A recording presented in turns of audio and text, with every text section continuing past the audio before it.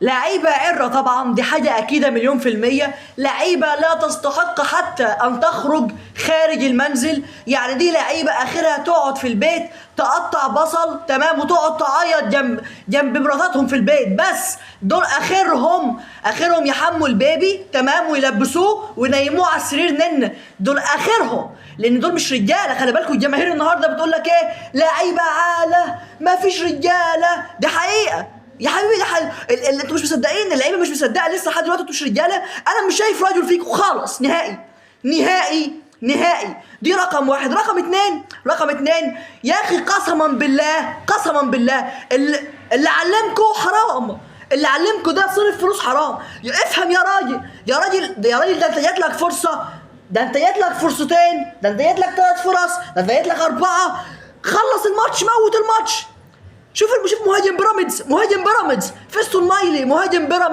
فيستون مايلي اللي النهارده بيعلم الاهلي وبيعلم اداره الاهلي وبيعلم محمود الخطيب ازاي تجيب مهاجم.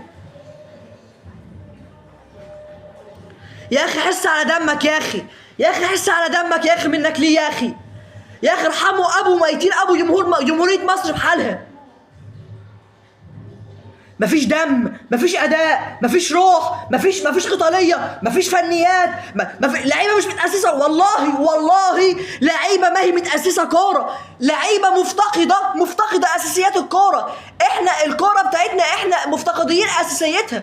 الاساس ازاي تباصي، ازاي تشوط، ازاي تتعرض، ازاي تعدي واحد على واحد. احنا مش بنعرفوا نعملوا الحاجات ديت. احنا ما اتعلمناهاش واحنا لسه في KG1، ما اتعلمناهاش واحنا في اكاديميه الكوره. عشان دي لعيبه بشوات، دي لعيبه معاها مليارات، مش فاضيه تتعلم، مش فاضيه تتقبل كلام مدرب. وخلي بالكم دي مالهاش علاقه بالمدرب.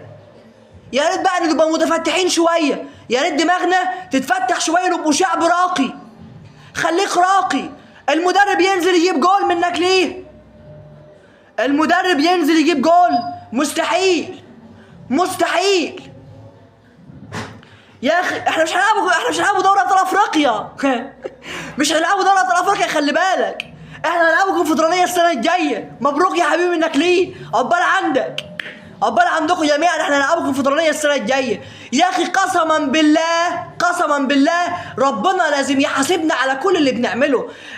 مش بنعمله حاجه غلط، احنا بنهدروا فلوس على الارض. انت بتهدر 2 مليار في الارض.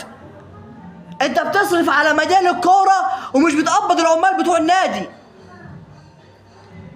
انت حبيبي ما بتصرفش، انت بتصرف على الكوره بس.